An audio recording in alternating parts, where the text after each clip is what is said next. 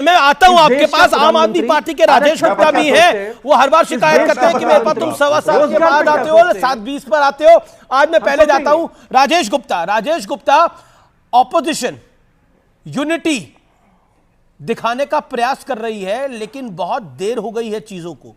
क्या आपको लगता है कि भारतीय जनता पार्टी की तैयारी जो इस समय पब्लिक आई में दिख रही है वो भारी है विपक्ष की तैयारी के ऊपर, अगर आप पॉलिटिकली देखें तो? अमीश भाई देखिए, जो पार्टी सत्ता के अंदर होती है और वो अगर निर्दयी हो इतनी, खासकर के भाजपा की तरह निर्दयी, तो वो तैयारी तो करेंगे। सत्ता में है क्योंकि बिल्कुल निर्दयी है, क्योंकि निर्दयी इसलिए है क्योंकि सच्चे ईमानदार साफ सुथरे लोगों को भी वो छोड़ना नहीं चाहते और बस किसी भी तरीके से सत्ता में आने के लिए कुछ भी करने को राजी हैं। दूसरी बात मैं कहना चाहता हूं, क्योंकि सत्ता के अंदर है, उनको मालूम है कि एंटी इनकम्बेंसी उनकी तरफ है, तो वो आपको ज्यादा तैयारियों के साथ दिखेंगे। और जैसे मैं बार बार कहता हूं कि 39 पार्टियों का गठबंधन और साथ में सीबीआई, ईडी, इनकम टैक्स और वो बहुत सारा पैसा जो इलेक्टोरल बॉन्ड्स के जरिए उन्होंने लिया। और फिर आप देखो, मैं तो आपको हमेशा बड़ा प्यार करता हूं, लेकिन आप न्यूज पे भी देखेंगे तो उनके ही पक्ष की ज्यादा खबरें चलती हैं, उन्हीं के प्रवक्ता को टाइम भी ज्यादा मिलता है, तो इसलिए वो तो दिखाई देंगे। नहीं देखिए, अब ये कैसे कह सकते हैं? अब गिन लीजिए, असीम वकार बीजेपी के साथ नहीं है, राजेश गुप्ता बीजेपी के साथ नहीं है, अच्छा विवेक श्रीवास्तव बीजेपी के साथ नहीं है, अमीक जमाई बीजेपी के साथ नहीं है, एक अकेला ही तो है वो। फिर भी आपको ज्यादा दिख रहे हैं, तो मैं क्या करूं? नहीं कोई बात नहीं, मैं तो कह रहा हूं दिखा लीजिए, लेकिन मुझे भी बोलने दीजिए। मेरा तो ये कहना, मैं तो फिर भी कह रहा हूं। लेकिन होता क्या है कि जो भी डिबेट होगी, देखिए जरूरी नहीं है कि आम आदमी पार्टी उस डिबेट के अंदर हो। कांग्रेस वाले आए नहीं, आपने देखा। वसीम वकार साहब तो बहुत ही कम किसी में आते होंगे, लेकिन भाजपा का प्रवक्ता तो हर डिबेट में है ना, क्योंकि वो सत्ता में है। मैं उसमें आपको दोष नहीं दे रहा, वो सत्ता में है तो वो होंगे, तो ज्यादा दिखाई देते हैं। चलिए, बड़ी खबर आ गई है, प्रधानमंत्री ने एक बार फिर नारा दे दिया है और वो कह रहे हैं कि अब की बार 400 पार, खुद जनता कह रही है। तो ये कॉन्फिडेंस क्यों आ रहा है राजेश गुप्ता कि अब की बार 400 पार वाला बीजेपी को? मैं देखिए, इस कॉन्फिडेंस के बारे में जनता में अगर बात करेंगे तो वो कहेंगे कि कॉन्फिडेंस ईवीएम से आ रहा है।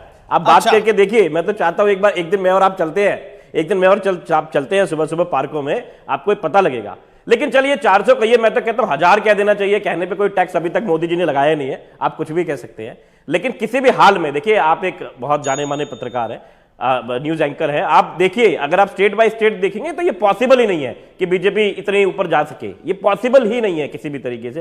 लेकिन कहने में क्या है भाई, उनको अपने काडर को दिखाना है, समझाना है कि 400 कहेंगे तक कहीं जाके 200 की लड़ाई हो जाएगी। आप कश्मीर से कन्याकुमारी तक बीजेपी को आप कम होता हुआ देख रहे हैं। आपको बीजेपी का नंबर क्या लगता है इस बारी के लोकसभा चुनाव में, आपके अकॉर्डिंग राजेश गुप्ता?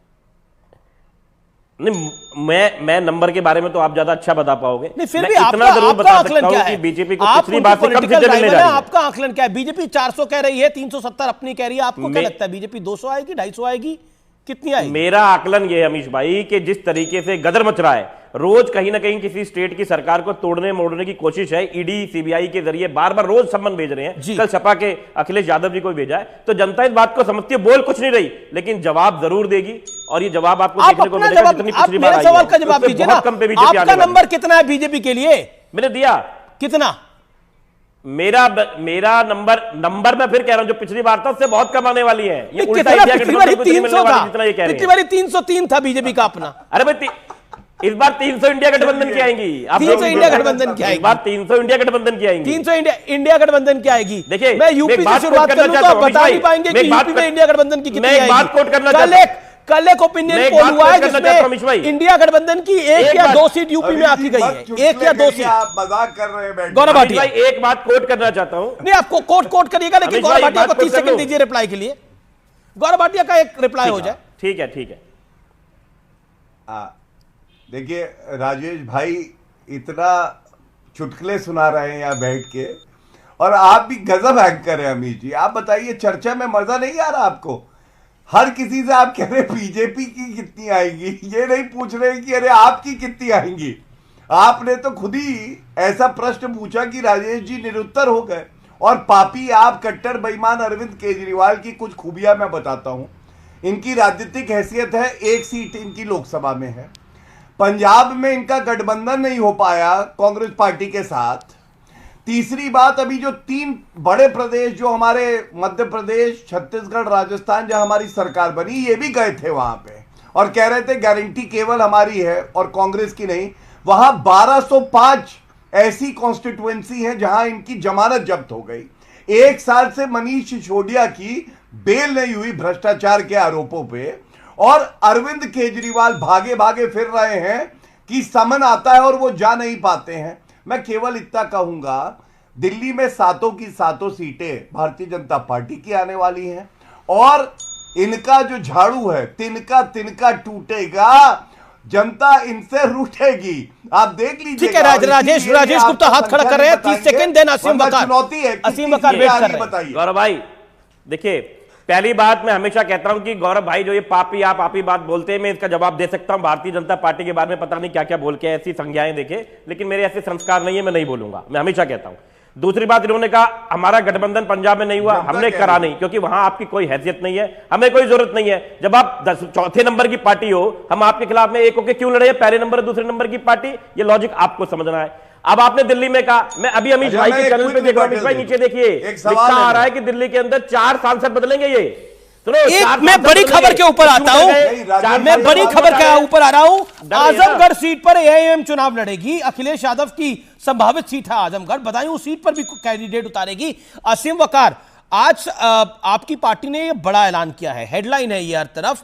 क्या आपने टारगेट करके सीटें चुनी है और कारण क्या है इसके पीछे?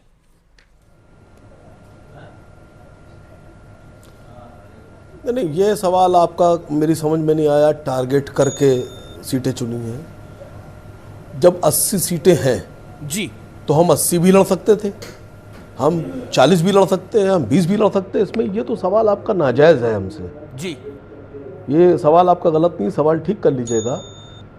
दूसरी बात, जहाँ जहाँ हम बेहतर समझ रहे हैं, हम वहाँ वहाँ अपने कैंडिडेट उतारने की पेशकश अपने राष्ट्रीय अध्यक्ष से कर चुके हैं। हमारी 3 राउंड की बात हो चुकी है, ये मैं बहुत दावे के साथ कह रहा हूँ। पर विपक्ष का कुनबा क्यों टूट रहा है? और हो सकता हो कि जो 7 का आंकड़ा आज मैंने नहीं, ये जो आज मैंने 7 का आंकड़ा दिया है, हो सकता है कि ये आंकड़ा बढ़ भी जाए, कुछ और सीटें भी इसमें ऐड हो सकती हैं। तो मुझे लगता है कि अगर एमआईएम चुनाव लड़ती है तो किसी को एतराज नहीं होना चाहिए, क्योंकि हमें समाजवादी से कोई एतराज नहीं। लेकिन अखिलेश यादव की संभावित सीट पर आपको एआईएमआईएम की जीत दिखाई सारी पार्टियां लड़ रही हैं। नहीं, कौन सी सीट अखिलेश यादव जी की है मेरी समझ में नहीं आ रहा है। मैनपुरी भी वही लड़ेंगे, कन्नौज भी वही लड़ेंगे, बदायूं भी वही लड़ेंगे, फिरोजाबाद भी वही लड़ेंगे, सभी तो फैमिली की हैं उनके। ये तो उनके पारिवारिक सीटों के नाम ले रहे हैं आप। और ये सियासत में नहीं, पारिवारिक सीट की बात नहीं हो रही है। जनता जिसको चुनेगी, ये सारी सीटें वहाँ के लोकलाइज्ड पीपुल्स की हैं, जनता की हैं। जनता जिसको बेहतर समझेगी, जनता जिसके हक में वोट करेगी, सीट उसकी होगी।